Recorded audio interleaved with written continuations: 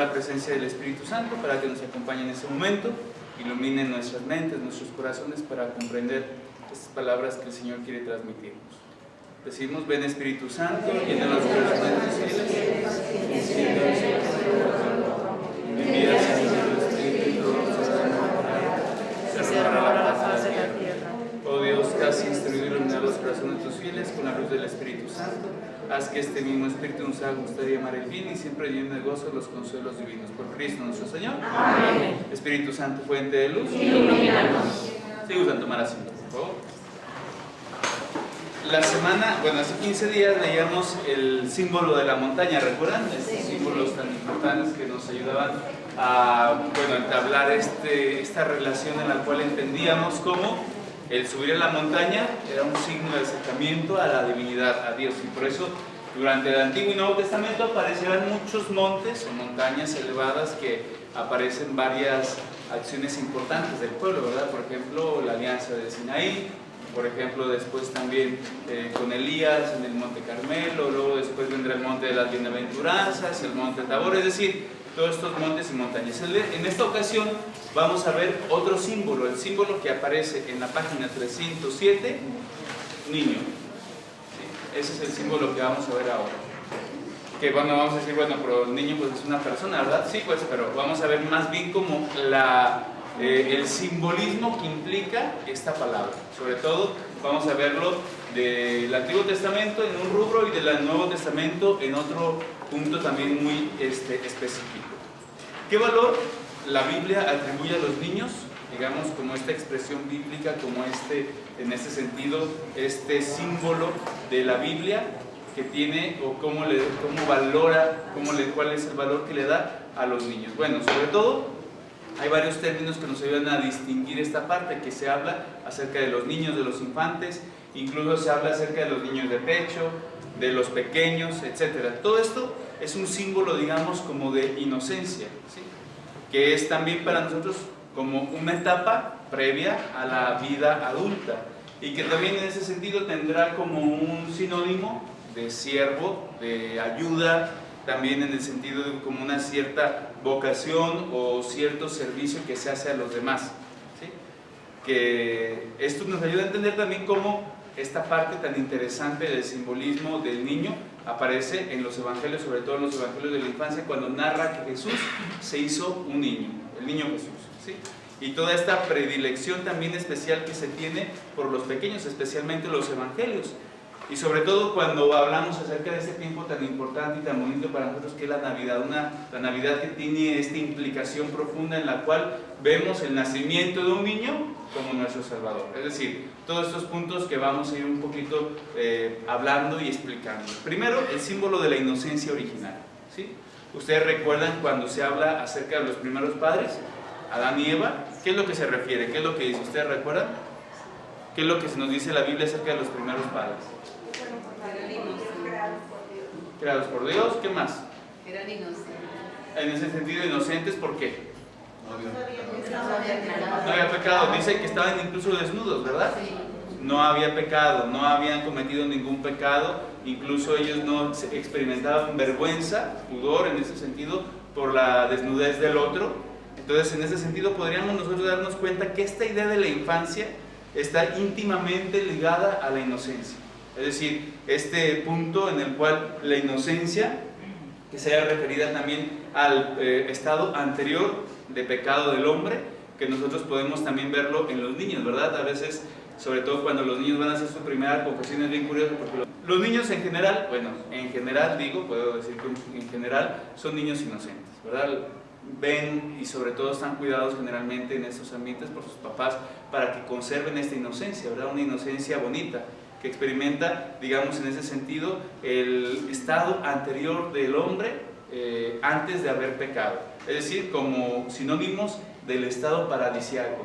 Ustedes imagínense entonces como si un niño fuera sinónimo también del paraíso, ¿verdad? Hay niños en los ranchos, no sé aquí en la ciudad, pero en los ranchos había niños que ya andaban en curadillos en la calle, ¿no? ¿Se acuerdan ustedes? Sí. Que no nos daba vergüenza, los chiquillos ya andaban, sí. Curioso, ¿verdad? Sí, a mí no me gusta eso, porque a mí mi mamá nunca nos traía encuerados, pero de todos modos es curioso cómo a veces los chiquillos pues no tienen vergüenza de nada, ¿verdad? Ahí andan sin malicia, sin nada, pero esta, digamos, es por la inocencia que tienen, ¿sí? Que es a lo que está refiriendo aquí. Y esta sencillez natural, la espontaneidad que surge de los pequeños, ¿verdad? Que tiene este punto de referencia también en lo materno, es decir, la inocencia que surge también en ese sentido de la protección que se experimenta en el seno materno, es decir, la inocencia que viene aquí antes del pecado. Ustedes imagínense cómo se sentiría un bebé en el seno de su mamá, ¿verdad? Pues no hace esfuerzo de nada, le llega el alimento, le llega el oxígeno, le llega todo, está a gusto, ¿verdad? Nomás dando vueltas ahí, yo creo bien a gusto, y esto es como, digamos, el símbolo, el signo de lo paradisíaco, lo que aparece por ejemplo en Adán y Eva, que ellos no se tenían que esforzar por cultivar nada, porque tenían todo el alimento, vivían desnudos incluso, porque no se daban vergüenza uno del otro, vivían también esta inocencia antes de pecar, es decir, podríamos entender entonces el estado preternatural, el estado paradisíaco de Adán y Eva, como un estado de niñez, un estado de inocencia. Y esto nos ayuda también a entender cómo Adán y Eva, que eran felices y por eso no necesitaban de trabajar, ya que Dios les daba todo, pero llegó Eva, ¿verdad? Y ahora le creen. Y luego la manzana, y no teníamos que trabajar ahorita bien a gusto, ¿verdad? No, pero bueno, dice aquí, ellos vivían como niños ricos, ¿sí? Un niño que no era responsable, que no era autónomo hasta cierto punto, que era también incluso incapaz de defenderse, de sustentarse a sí mismo. Y esto nos ayuda a entender quizá que también a veces existe como un punto negativo de vista en cuanto a los niños que son irresponsables hasta cierto punto. ¿Por qué? Porque no tienen la responsabilidad que puede adquirir una persona adulta o jurídicamente no denunciables. Es decir, esta es la parte que podríamos ver desde un punto de vista negativo, la infancia. El estado de un niño inocente sugiere también esta etapa anterior al conocimiento perfecto de todas las cosas, es decir, cuando uno quizá no tiene todo el conocimiento, por eso los niños son tan preguntones, ¿verdad? ¿Y por qué esto? ¿Y por qué lo otro? ¿Y por qué aquí? ¿Y por qué allá? Yo también de niño era bien preguntón y les preguntaba cosas que luego yo ahora me acuerdo y digo, ¿cómo ponía? Yo creo que ponía a sudar a mi mamá y a mis hermanos, ¿verdad? Yo les preguntaba cosas y luego ya yo veía que nomás se volteaban a ver. Porque un niño es así, ¿verdad? Que preguntas mil cosas y preguntas esto y quieres saber por todo. ¿Por qué? Porque no tienes, digamos, hasta cierto punto el conocimiento perfecto de las cosas, y hasta que no tienes el conocimiento te quedas contento, ¿verdad? Hasta que no te dicen o te explican bien las cosas. Y esto, bueno, se da por consecuencia que un niño no tiene la capacidad moral o es moralmente irresponsable. ¿Por qué? Porque no tiene todos los conocimientos o capacidades o hasta cierto punto el perfeccionamiento de todas sus capacidades y también de su voluntad, de su intención para poder hacer o realizar las cosas moralmente hablando bien o mal. Pues los niños a veces hacen cosas que sabemos que están mal, pero hasta que no les dicen, no, amigo, eso está mal, eso no se hace. Hasta ese momento van entendiendo y distinguiendo lo que significa hacer el bien o hacer el mal, ¿verdad? Punto número 2, dice, niño es aquel que camina hacia la edad adulta, es decir, viendo también este punto, digamos, hasta un cierto aspecto como negativo también, porque en muchas civilizaciones se veía hasta un cierto punto algo negativo, los niños. ¿Por qué? Porque no contaban, ¿sí? Un niño no contaba, igual que en muchas sociedades donde las culturas giraban en torno al patriarca, ¿verdad? Lo que contaban eran los hombres, varones, los que eran capaces de defender como guerra o los que tenían capacidad de producir quizá en el campo, etcétera.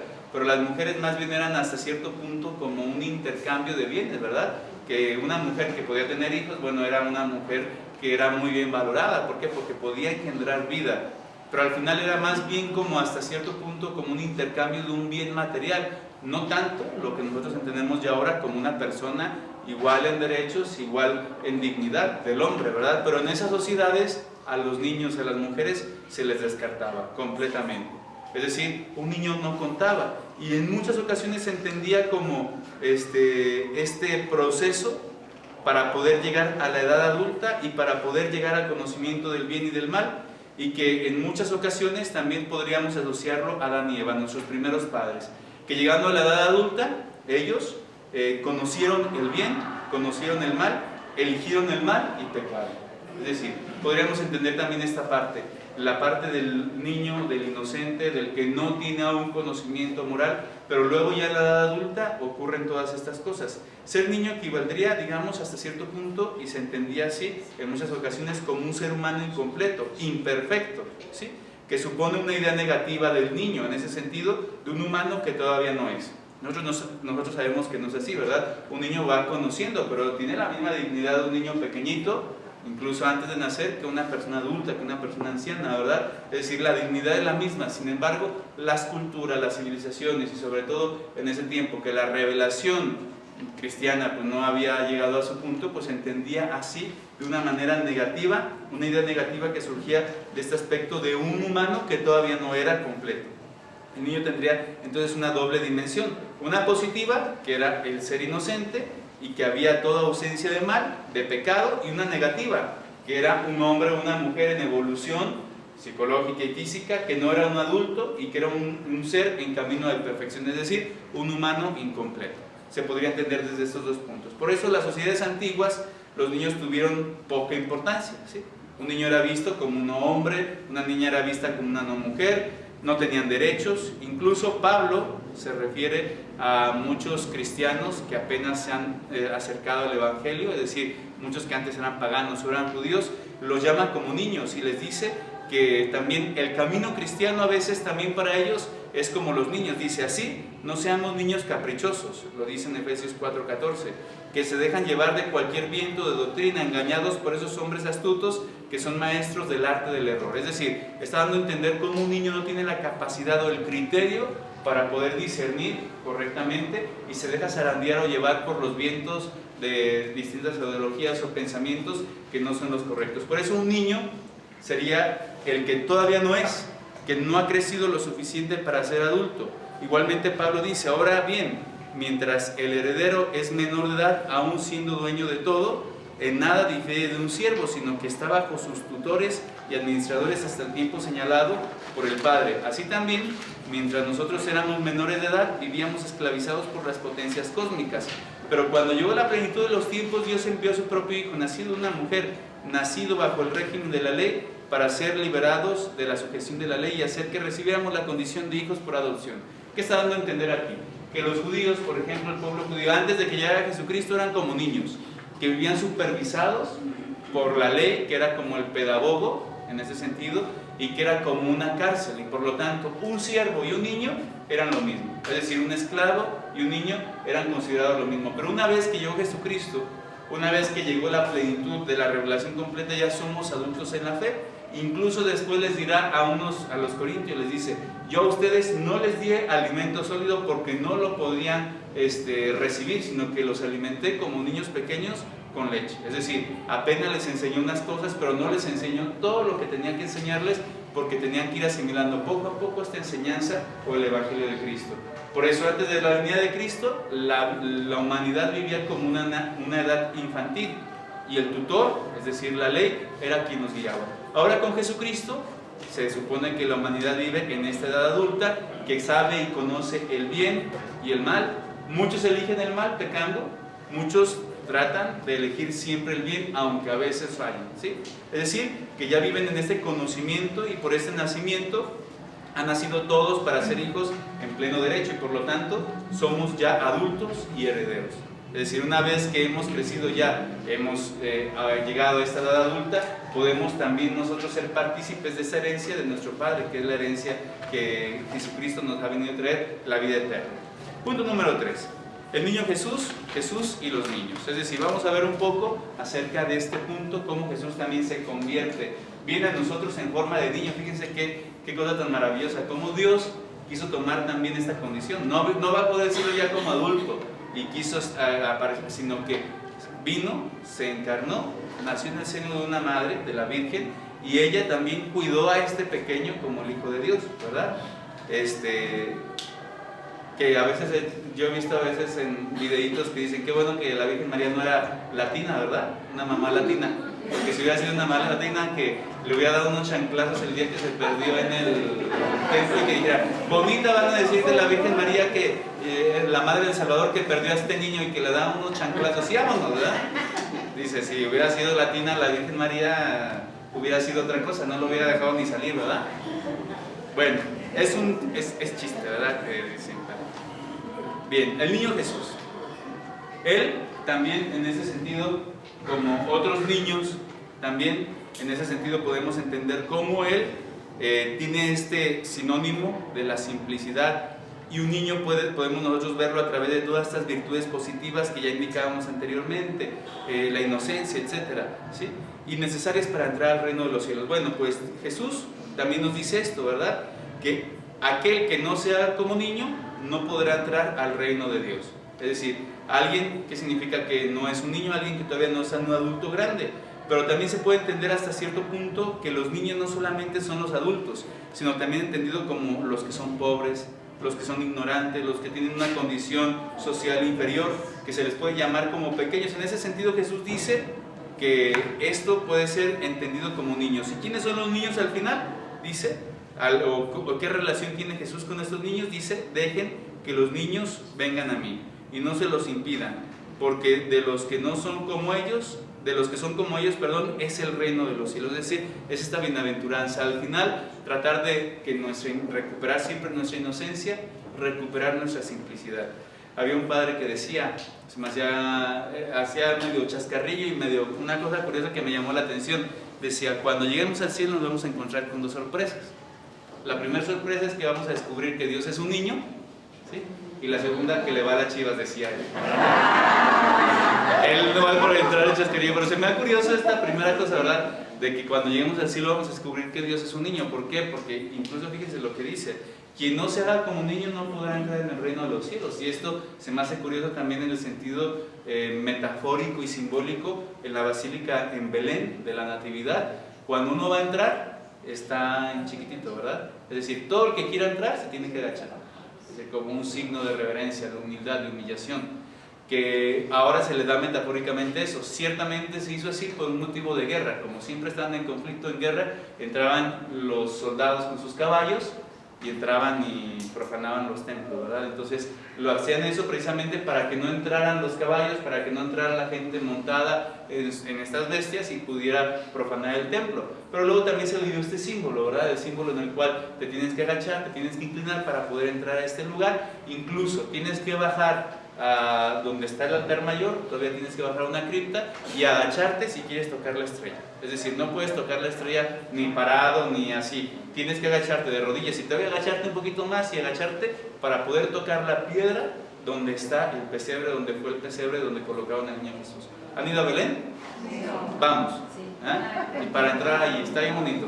No, la Basílica de la Natividad es muy bonita y ahora la han restaurado, ¿verdad? Esta parte, yo he visto noticias que la están restaurando, pues va a quedar todavía más bonito ese elemento ahí. Bueno, esto es lo que nos dice, esta nueva manera de ser y de vivir que Jesús nos invita a tener, de ser sencillos, de estar abiertos a Dios, de estos nuevos valores del reino anunciados por Él, que es lo que nosotros podemos descubrir en los niños, ¿verdad? Los niños son curiosos porque ellos tienen una apertura completa a lo trascendente, ¿verdad? Si ellos les dices poquito de Dios, ellos lo entienden perfecto. Ellos incluso a veces hay cosas que le parecen a uno curioso. Yo tengo una sobrinita chiquita de 1 año y medio que tenemos una última cena ahí en el comedor y siempre le apunta a Jesús, ¿verdad? Se me hace chistosita porque siempre, y yo le digo, es Diosito, y ya siempre lo apunta. O sea, es curioso cómo los niños tan chiquitos quizá tienen cosas así que nos hacen pensar cómo tienen esta sensibilidad más grande que nosotros como adultos para lo que se refiere a la espiritualidad, a Dios mismo, ¿verdad? Es curioso esta parte y todo lo demás, porque los niños cuando rezan, cuando hablan de Dios, o sea, tienen este punto tan interesante. Leti nos podrá decir que es catequista cuando ve que, por ejemplo, con los niños, ¿verdad? Ustedes que son catequistas, que ven cómo los niños tienen quizá esta apertura para poder comprender y entender todo lo que se refiere a Dios. Están abiertos a esto, viven una vida de sencillez y por eso todos estos valores solo pueden ser aceptados por quienes tienen un corazón abierto, sencillo, es decir, como un niño, que en ese sentido Jesús contrapone los niños con los adultos. ¿Quiénes son los adultos? Los sacerdotes, los escribas, los que no toleran la manifestación del Día de Ramos hecha en honor a Jesús, ni los cánticos de los niños. estos son los adultos, ¿verdad? Los que rechazan a Jesús, los que se creen sabios, los que se creen inteligentes, los que creen que Jesús pues no es el Mesías. ¿Y quiénes son los niños? Estos niños son vistos en un aspecto positivo, son estos personas que son sencillas, naturalmente buenos, que no tienen prejuicios y que no tienen la maldad que un adulto puede tener. Es decir, podríamos entender cómo Jesús contrapone la niñez y la adultez de una manera positiva y de una manera negativa. El adulto que tiene prejuicios, que tiene hasta cierto punto cerrazón, que implica todos estos sentimientos hasta cierto punto a veces negativos, como el resentimiento, la ira, la soberbia, que es sencillo, que es inocente, que no tiene prejuicios, etc. Todo esto podríamos entender y abarcarlo con esta famosa frase de Jesús cuando dice que exulta en gozo y dice: yo te alabo, Padre, Señor del cielo y de la tierra, porque has escondido estas cosas a los sabios y prudentes y se las ha revelado a los sencillos, es decir, a los que tienen un corazón de niño. Por eso los sabios y entendidos son los adultos, en el mal sentido, que se fían más de su sabiduría humana que de la sabiduría que proviene de Dios. Por eso es importante que este símbolo lo entendamos desde un aspecto positivo, ¿verdad? Como la inocencia, la apertura a Dios, en ese sentido la apertura que se tiene a todos estos aspectos espirituales, tienen mucho que enseñarnos los niños. Punto número 4, niño y siervo. ¿Qué significa esto? Niño pequeñito, se dice pais en griego, de ahí viene pediatría, por ejemplo, ¿verdad? Paidos, que significa niño, pero que también en algunos sentidos significará siervo, ¿sí? Es decir, cuando se habla de pais también se habla como de siervo o de esclavo, y como les decía, en las sociedades antiguas, en las civilizaciones antiguas, se ponía como un cierto sinónimo, entender como un niño y un siervo hasta cierto punto con una misma valencia, como si fueran hasta cierto punto iguales, los siervos, los esclavos, los niños, e incluso podríamos entender cómo este aspecto del servicio se da en los niños. Los niños generalmente son obedientes o eran obedientes, ¿verdad?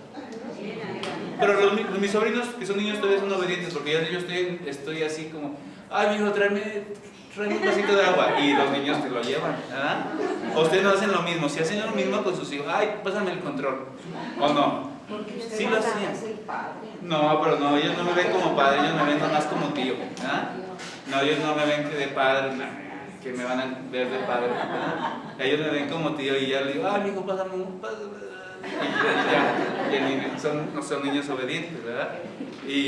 Pero generalmente, bueno, un niño, hasta cierto punto podríamos entender esta parte, que los niños, antes obedecíamos más, ¿verdad? Que te decían: haz esto, pues lo hacías, ¿verdad? Como pudieras, o en el momento que... Pero los niños generalmente, si les ordenabas o les decías alguna cosa, eran obedientes, es decir, se podría entender entonces este sinónimo de niño y siervo en este sentido, ¿sí? Que al final entonces vemos una característica más profunda y sobre todo positiva de la niñez, que en la niñez está este deseo más dispuesto a poder servir, a la simplicidad y a la humildad, ¿sí? ¿Qué es lo que sucede ya cuando uno ya está más grande? Oye, párate, tú tienes manos, ¿verdad? Hazlo tú. Y ya cuando uno va creciendo, pues quizás se va comportando uno menos servicial que cuando uno es niño, ¿verdad? Que es más servicial. O si le dices: ay, mi Juan, vamos y te compro una paleta, pásame la. Y ya los niños quizás hasta por propio interés, ¿verdad?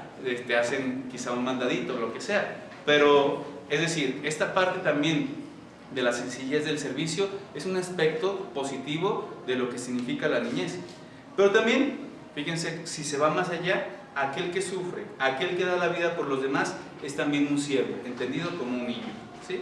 Hay gente que es demasiado servicial. No sé si a ustedes les ha tocado conocer gente que les pides un favor y te lo hacen. O sea, hay gente que siempre tiene mucha disponibilidad, mucha generosidad y mucha capacidad de servicio. Bueno, pues entonces podríamos entender que tiene como esto más despierto este valor de un niño, ¿sí? De las características que un niño tiene. ¿Por qué? Porque trata en todo momento de ser servicial. Y por lo tanto, digamos, en el Antiguo Testamento y en este tipo de civilizaciones, entender niño y siervo era lo mismo. Entonces, en cuanto a espíritu, el siervo tiene un corazón de niño. Vamos a escuchar, por ejemplo, este pasaje bíblico que está al final de la página 310 y continúa hasta el 311. Quien guste leerlo, por favor. Se acercaron los discípulos de Jesús. Adelante. Se acercaron los discípulos a Jesús y le dijeron: ¿quién es es el más importante en el reino de los cielos, él llamó a un niño, lo puso en medio de ellos y dijo: os aseguro que si no cambiáis y os hacéis como los niños, no entraréis en el reino de los cielos. El que se haga pequeño como este niño, ese es el mayor en el reino de los cielos. El que acoge a un niño como este en mi nombre, a mí me acoge. Fíjense qué interesantes esas palabras de Jesús, ¿verdad? Como dice, ¿quién es el más grande en el reino de los cielos? Y toma un niño. Ellos estaban esperando que dijeran Pedro, ¿verdad? Santiago, Juan, o alguien más, o la Virgen incluso. O sea, no pone ni a la misma Virgen María como el ejemplo del modelo, sino que pone a un niño. Es decir, a un niño inocente, simple, abierto a Dios, con la inocencia que esto requiere, con la sencillez, el espíritu de servicio, es decir, todo lo que esto implica, con un espíritu de servicio, de siervo. Entonces, fíjense cómo aparece el niño como un modelo de grandeza. Por eso, esta imagen que decía este sacerdote, ¿verdad?, que nos llevaremos esta sorpresa cuando lleguemos al cielo, con que Dios es un niño, es decir, entender hasta este punto, hasta este sentido, cómo la inocencia es lo que verdaderamente puede transmitir más a Dios, ¿no? En este sentido.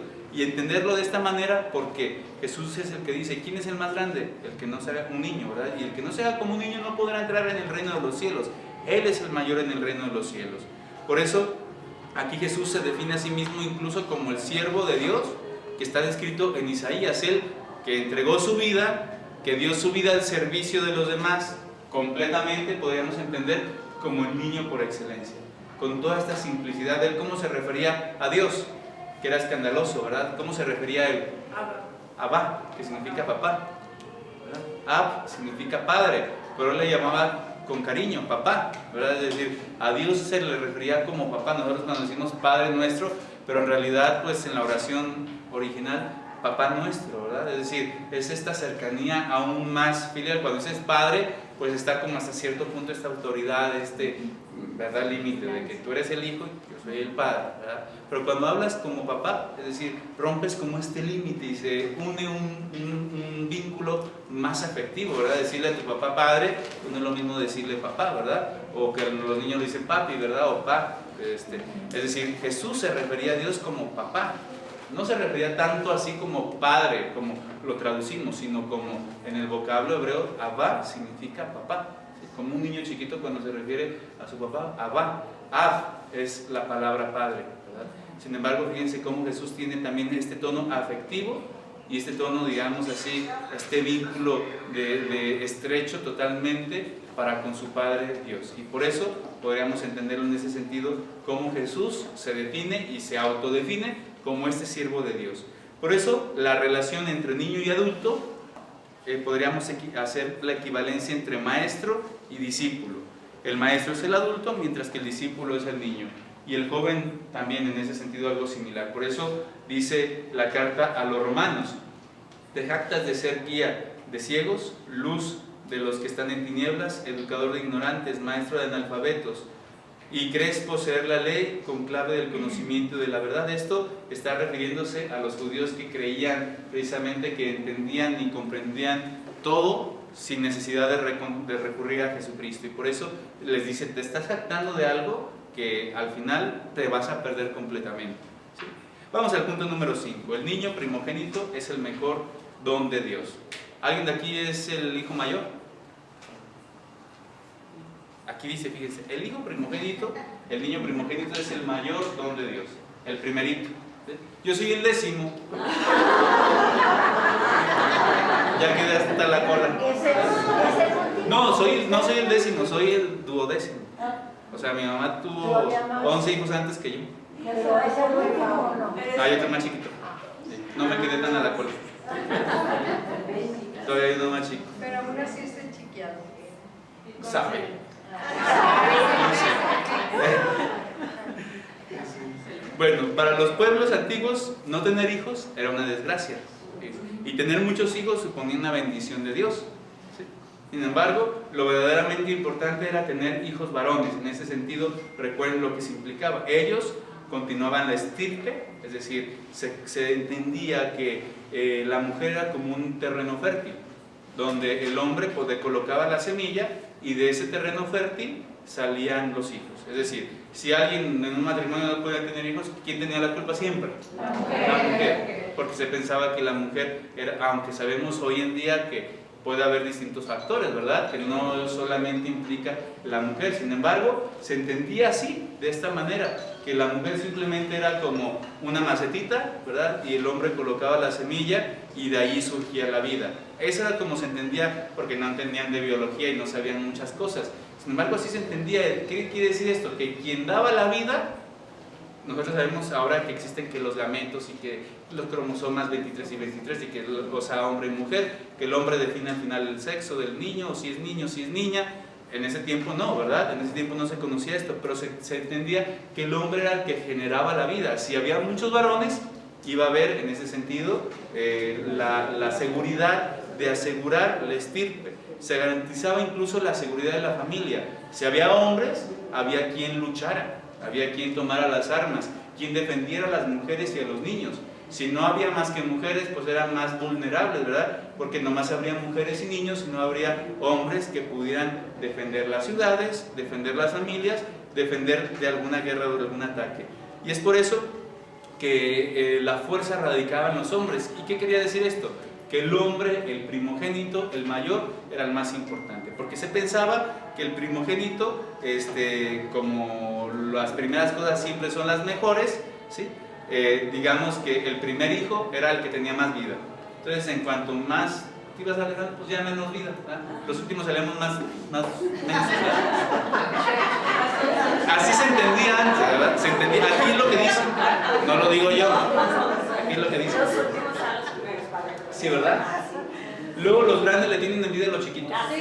Así sí, siempre pasa, ¿verdad? Que, pues, sí, cierto, o sea, sí, cierto.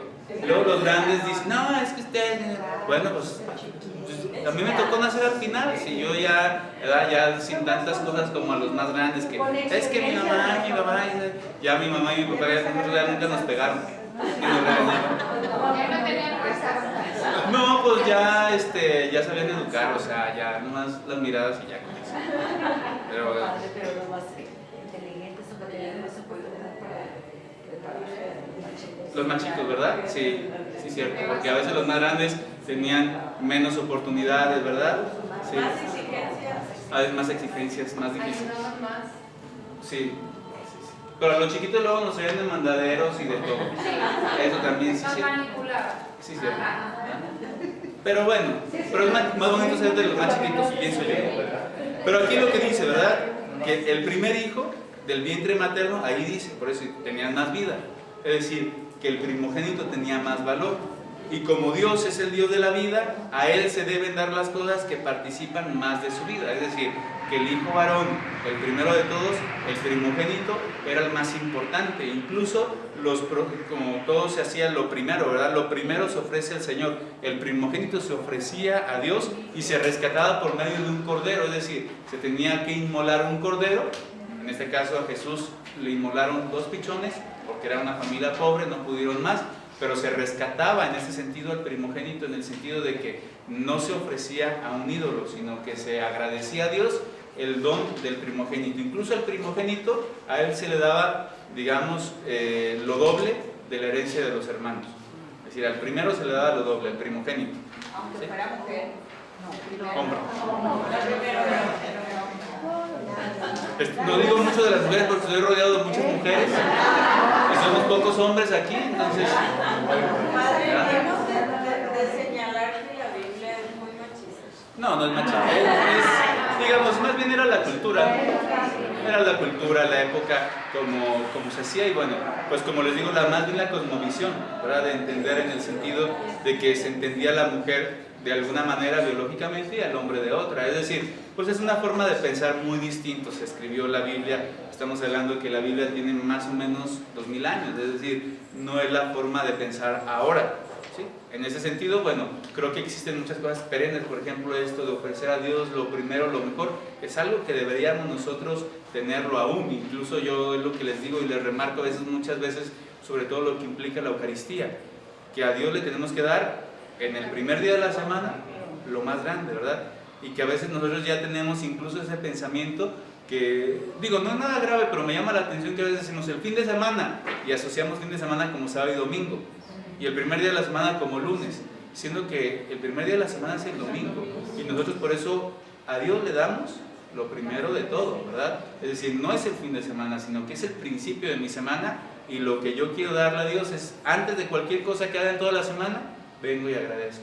Ese sería, digamos, el sentido que tenemos que tener, de lo primero, de lo mejor, en ese sentido del primogénito, también como entendiendo en ese sentido el primer varón, que era lo que implicaba la fuerza, la protección para una madre, es decir, a una mujer también deseaba en ese sentido ser madre de un hijo.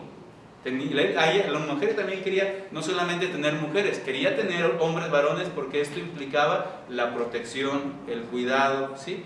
Que no quedaban desamparadas, es decir, hasta a las mujeres les convenía esto.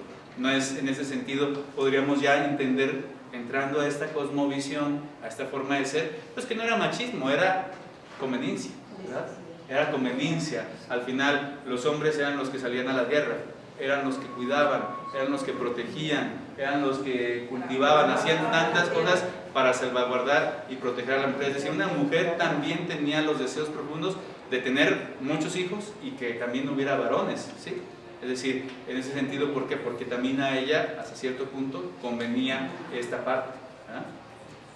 Dios manda al padre que explique a sus hijos que la consagración de los primogénitos se relaciona también con la muerte de los primogénitos egipcios. Vamos en la página 312, en la parte de arriba dice: el faraón se obstinó en no dejarlos salir, y el Señor mató a todos los primogénitos de Egipto, a los hombres y a los de los animales. Por eso sacrificó el Señor a los primogénitos de los animales y rescató a los primogénitos de mis hijos. En ese sentido, por eso sacrifico al Señor, no sacrifico, ahí leí mal, no está el acento. Por eso sacrifico los primogénitos de los animales y rescato a los primogénitos de mis hijos. ¿Qué quiere decir esto? Que a los niños, a los primogénitos se les ofrecían los ídolos, es decir, los mataban. El primer niño lo mataban, varón, para que vean que no era tan bonito hacer eso. Los paganos. ¿Es el Antiguo Testamento? Sí, en las culturas en el Antiguo Testamento los israelitas jamás hicieron eso, porque Jesús se los prohibió, Dios se los prohibió.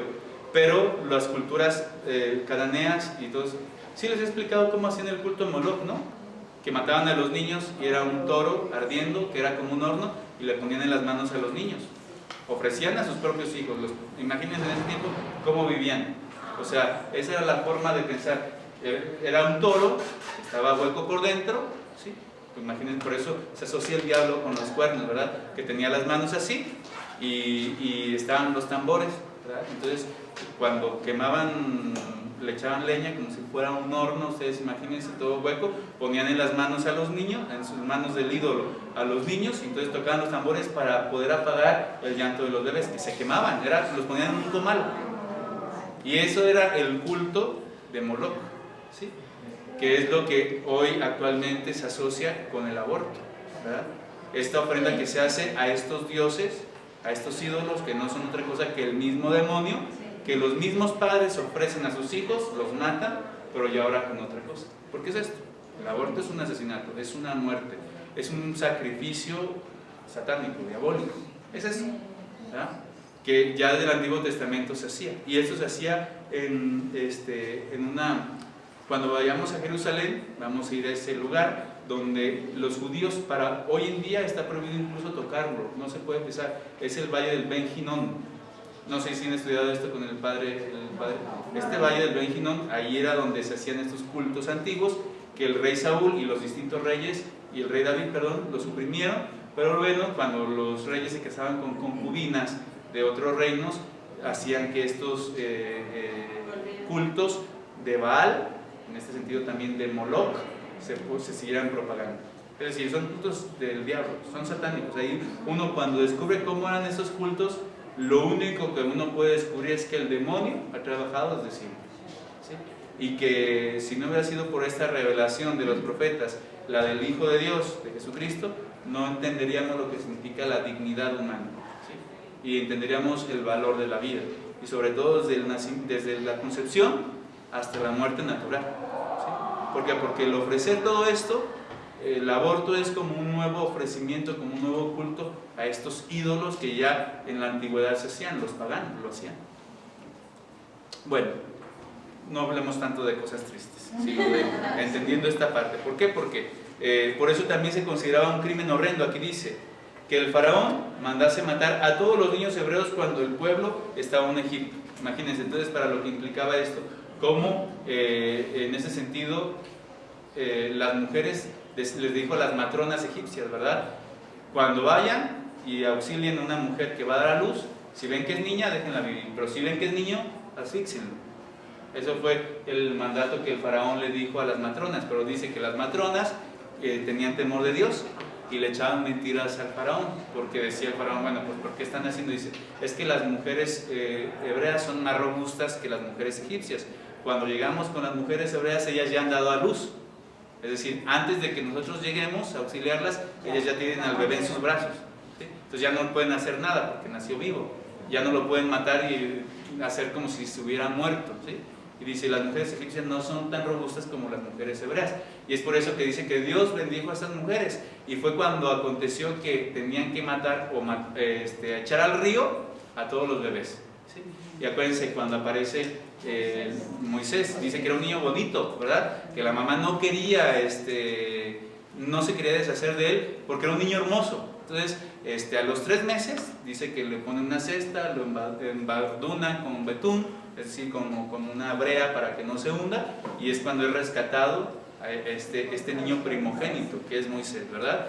Y se queda en la casa de la hija del faraón. Entonces, aquí podríamos entender en este punto cómo también Herodes, acuérdense, podría ser entendido como este faraón. Herodes, ¿qué manda hacer? Matar a todos los niños, de 3 años para abajo. Manda matar, el faraón, ¿qué mandó hacer? Matar a todos los primogénitos. Entonces, podríamos decir que Moisés, que fue rescatado del río, también lo mismo sucede con Jesús, que es rescatado por José y María y huyen, porque el ángel les dice, córrele, vete a Egipto, ¿verdad? Porque quieren matar a tu hijo. Es decir, podríamos entender aquí hasta cierto sinónimo o cierta similitud entre Moisés y Jesús.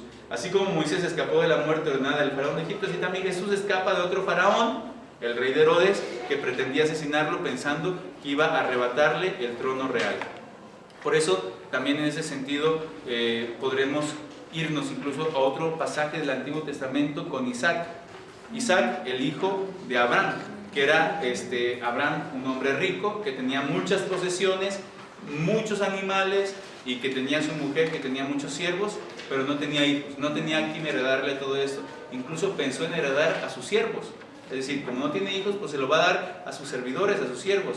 Y aquel que no tenía hijos, pues le faltaba la alegría familiar, no tenía a quien legar sus bienes, ¿sí? Y por eso, cuando Dios le promete a sus hijos, le dice que le dará hijos. Cuando se sale en la noche a ver el cielo estrellado, dicen que tan numerosos como las estrellas del cielo, ¿sí? Al final le da un hijo, un primogénito, y Dios se lo pide en sacrificio. Fíjense lo que hace. ¿Por qué? Porque todo primogénito pertenece a Dios. Y Abraham no se lo niega porque aquel hijo sabía que no era suyo, que era de Dios. Y por eso, después, cuando el ángel del Señor le toma, iba apenas con la daga a sacrificar a su hijo, le dice que no lo matara. Y en vez de eso, de ese sacrificio, van por el cordero que estaba allí entre las marañas con los cuernos y lo matan, ¿sí? Es decir, por eso en cada fiesta del rescate de un primogénito se mata a un cordero en la Pascua, y se sacrificaba el cordero en lugar del niño primogénito porque Dios odiaba y odia los sacrificios humanos. Dios detesta el sacrificio humano. En ese sentido podríamos decir que es abominable este sacrificio que se hace de los niños en el vientre de sus madres, ¿verdad? Todos los primogénitos de Israel eran rescatados con un cordero y ofrecido en el templo de Jerusalén, pero Jesús quiso ser el verdadero cordero que rescata a toda la humanidad. Por eso el evangelista coloca y dice la hora: Jesús murió a las 3 de la tarde. Justamente en ese momento se mataba en el templo el cordero pascual. Es decir, en el mismo momento en que Cristo muere en la cruz, que es el cordero de Dios que quita el pecado del mundo, que da la salvación al género humano, es el momento en el que el sacrificio del templo también se realizaba. Por eso, el Viernes Santo, precisamente a la hora de que eran inmolados en el templo los corderos pascuales, fue el momento en el que Jesús se ofreció a Dios como el Cordero Inmaculado, como el Cordero Pascual. Jesús, vamos al séptimo punto, como el hijo primogénito. Este hijo primogénito, digamos, entendido como Jesús, es el hijo primogénito de Dios, es decir, primogénito y unigénito, porque es el hijo único, pero el hijo primero. Ya también San Pablo nos lo dice, ¿verdad? En varias ocasiones, y a Jesús le da este título, dice: a los que conoció de antemano los destinó también desde el principio a reproducir la imagen de su hijo, llamado a ser el primogénito de entre muchos hermanos. Es decir, que nosotros somos, podríamos decir así, hermanos de Jesucristo, y Jesucristo es nuestro hermano primogénito, el mayor de todos, y nosotros en Cristo somos hijos de Dios. ¿Sí? Es decir, si nosotros somos bautizados, somos hijos de Dios. Tenemos este gran regalo de ser llamados así, hijos de Dios. Por eso, eso es el mejor don que Dios ha podido dar a la humanidad. ¿Quién? Jesús. Dice Lucas 2, 6, 7. Mientras estaban en Belén, le llegó a María el tiempo del parto. Dio a luz un niño, a su hijo, primogénito. Lo envolvió en pañales y lo acostó en un pesebre, porque no había sitio para ellos en la posada. Es decir, Jesús es el hijo primogénito, el mejor regalo que Dios ha hecho a los hombres, que Dios ha dado. Y por eso que en la Navidad nosotros intercambiamos este regalo, ¿verdad? Regalo viene del griego dorio, que es lo que viene ahí la palabra dorado. Es decir, un regalo es algo muy valioso que nosotros damos. Y por eso en Navidad se intercambian los regalos, porque es el regalo más grande que Dios nos ha dado a nosotros, su propio Hijo, que ha nacido. Es por eso que es una fiesta tan especial y tan importante para nosotros, porque Jesús es este llamado primogénito, porque no pertenece simplemente a Dios como cualquier primogénito, sino que es todo de Dios. Es el primogénito por excelencia. Por eso podemos decir que el niño Isaac, que fue ofrecido a Dios como primogénito, anuncia a Cristo, que es el primogénito de Dios que se ofrece en la cruz por toda la humanidad. Por eso podríamos ver como esta similitud entre Isaac, el hijo que es ofrecido, el primogénito ofrecido, y Jesús. Jesús que carga también con la cruz, Isaac que carga con la leña en el monte, que es el sacrificado. Al final se sacrifica un cordero y Jesús es este cordero. Es decir, podríamos ver esta similitud en estos dos puntos. Bueno, punto número 8. María, madre del niño de Belén, niña y sierva. También vamos a entender esta parte de ella, esta parte femenina de una mujer como una niña. Dice, María, la mujer por excelencia de la Navidad, es la madre donde Dios hizo su morada en la tierra, dándonos a su Hijo en forma de niña. Es decir, para que veamos que la Biblia no es tan machista, sino que fíjense cómo Dios utiliza a una mujer, y no a un hombre, sino a una mujer, y esta mujer le pide su consentimiento, no la obliga, ¿verdad? Y ella da su consentimiento. Pregunta incluso, la Virgen María no se queda con la duda, sino dice, pues ¿cómo? A ver, explícame a mí, porque yo no conozco varón. Y ella después dice, sí. Es decir, Dios, respeta la dignidad de la mujer, le pregunta, pide su consentimiento para que se haga esto que Él desea en la humanidad, y ella acepta. Y es a través de una mujer que nos viene la salvación. Fíjense, entonces, lo grande de las mujeres que aparece en la Biblia, es decir, en la palabra de Dios, no fue sino en el seno de una mujer donde Dios quiso traer la humanidad. Y es por eso que nos dio al niño de Belén, porque antes aceptó ella ser niña, es decir, ser sierva de la palabra.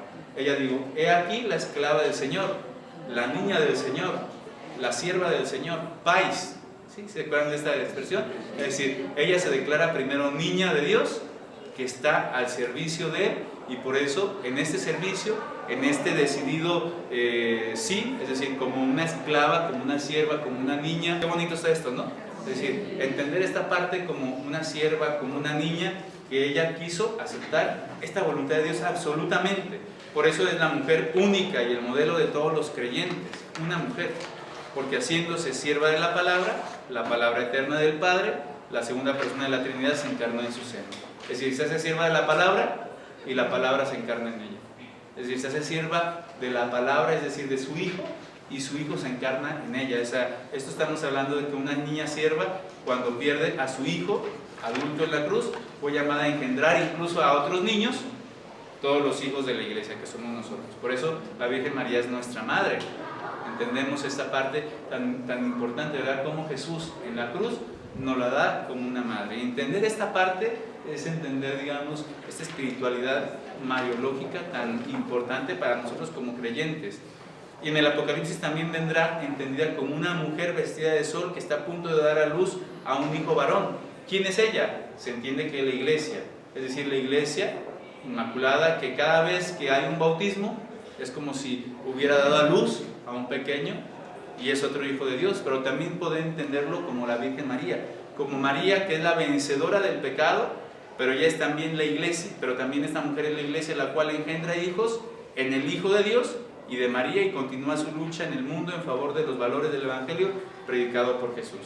Es por eso que esta parte, entender la Virgen María como esta niña sierva, nos hace entender también esta grandiosidad de Dios, que ha querido tomar de la Virgen María, de una niña, de una sierva, su condición humana para darnos a nosotros la salvación. Que esto es algo maravilloso, ¿verdad? Poder entender esto de la palabra de Dios. No sé si tengan alguna duda respecto a esto. Fíjense, en la parte de abajo aparece una imagen, ¿verdad?, que habla de Jesús, el retorno de Jesús en el templo, y de las dos trinidades, y lo pone entre comillas. ¿Por qué? Porque allá aparece el Padre, el Hijo y el Espíritu Santo, esta línea, ¿verdad? Pero aparece también Jesús, María y José, es decir, como una trinidad terrena. Por eso se le llama a esta imagen las dos trinidades en un sentido, digamos, simbólico y figurativo. Sabemos que la Trinidad es una sola, Padre, Hijo, Espíritu Santo. Un solo Dios, tres personas distintas, ¿sí? Pero entendemos esta parte también de la Trinidad terrena como Jesús, José y María. ¿Qué misión tan importante la de Jesús, la de José, perdón, y la de María? De engendrar al Hijo, de educarlo, de cuidarlo y protegerlo. No sé si tengan algún comentario o algo al respecto.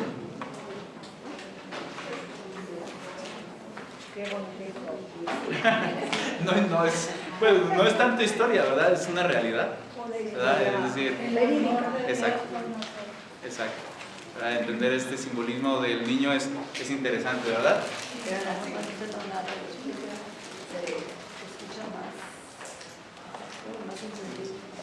Y luego por eso es tan importante, ¿verdad?, cuidar de nuestros niños. Qué importante es esto, porque es cuidar la inocencia, cuidar la simplicidad, cuidar de lo más grande. Yo pienso que también de lo que podríamos nosotros como ver como un reflejo más cercano de Dios, ¿verdad? En un niño, en la pureza, en la limpieza de un niño podemos descubrir esta grandiosidad de Dios en nuestra vida. Bueno, pues muchas gracias, les doy la bendición.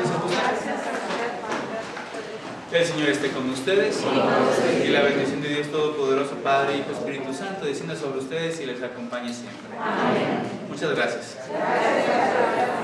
Padre, ¿sabes si el próximo viernes vamos a tener clase? Porque es aniversario de ordenación sacerdotal del señor cura y nos tocaría con él. Pues no ha dicho que no. Sí, preguntar si va a haber clase o... Pero no ha comentado nada.